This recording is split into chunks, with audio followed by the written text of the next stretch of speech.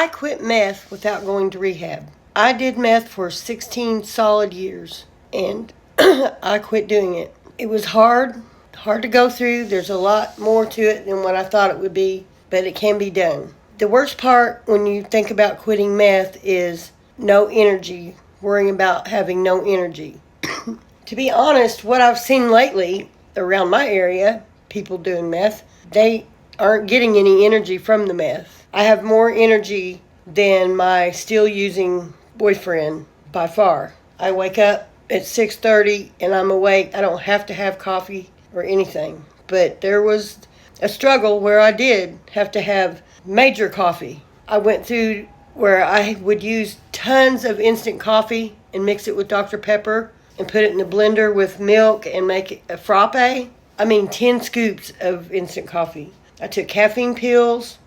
I did cold plunges every afternoon about when I'd start getting sleepy. I'd do a cold plunge. Then my mind took a toll. I stopped producing dopamine or serotonin or something and got super depressed for the first time in my life. I got on meds. That's the answer to that, meds.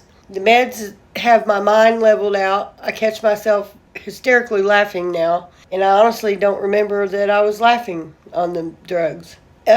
If you can go to rehab, I would go. If I could go to rehab now, even after 121 days, I would go just for the break. But if you can't go to rehab, you can do it. You really can. I also used YouTube as a tool to stop doing meth. I posted a video when I was 8 days clean, and the reaction I got was out of this world. I have already been doing another YouTube channel for a couple years, so I wanted really badly to be a YouTuber for a long time. So when I got the reaction of putting myself out there like that, I wanted to do it again, so I did it another day and another day. And the high I got off of the YouTube channel building and the excitement of that helped counteract being without the meth. It gave me dopamine. Through a lot of physical stuff. I don't know about you, but anytime I ran out of meth or something, the first thing that happened is your teeth would start hurting. And so 2 or 3 months into it, my teeth all got infected. And this is my teeth.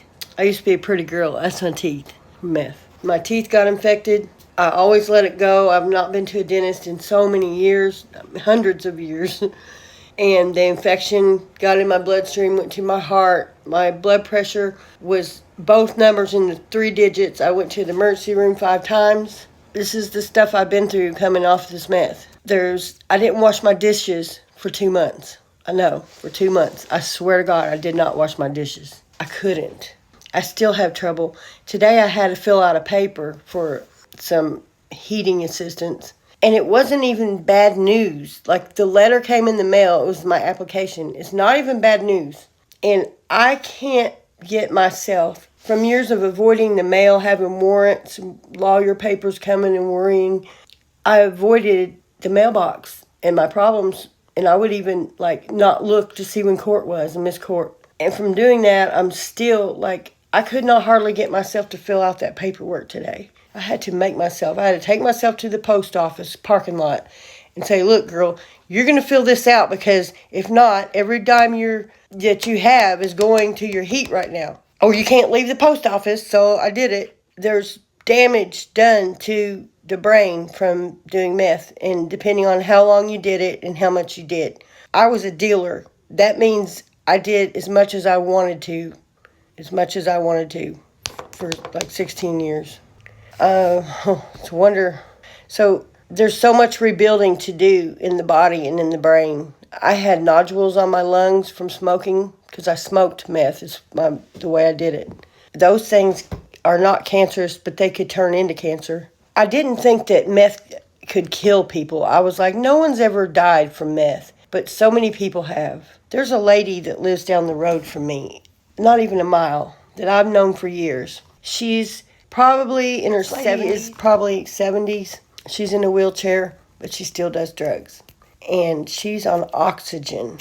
And so about a week ago, she was in her bed, I guess, lighting her pipe or something, and the oxygen burned her up. She died. I know another guy that had terrible, terrible lung problems, was on a breathing machine and everything. He still kept sitting there smoking that meth, and he died. It kills people. It may not be in a direct way, but in another roundabout way, it does. And then I saw this guy tonight that I knew back in the 80s, and everybody thought he was so good looking.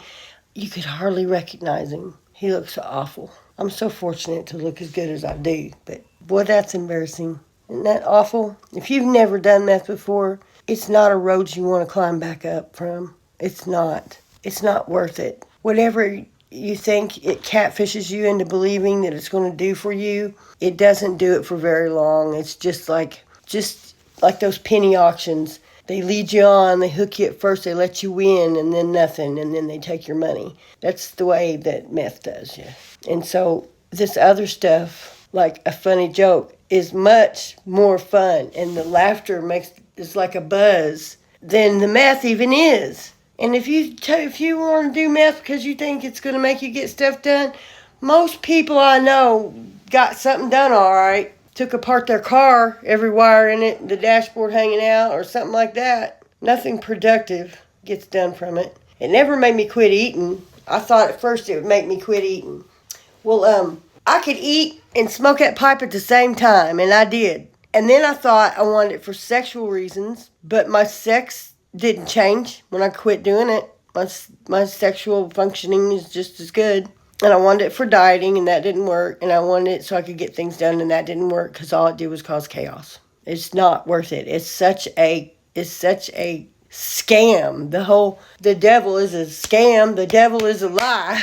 Meth is a lie. It's a lie. And you can come off of it, and you're going to go through hell for 3 months, but it's worth it. It's worth it. And you don't know that it's hurting you because you don't realize what meth is doing to you because you don't feel it doing anything to you. I was like, it's fine, and like we ignore what it's made out of and stuff. But when you stop doing it and you try to heal, then you realize what all was going on. I'm not just saying this because I quit, now everybody should quit, one of those people. I'm telling you, after I sobered up, I found out a lot of things, and I'm telling you because if I would have known these things when I was using, I might have stopped earlier. Maybe.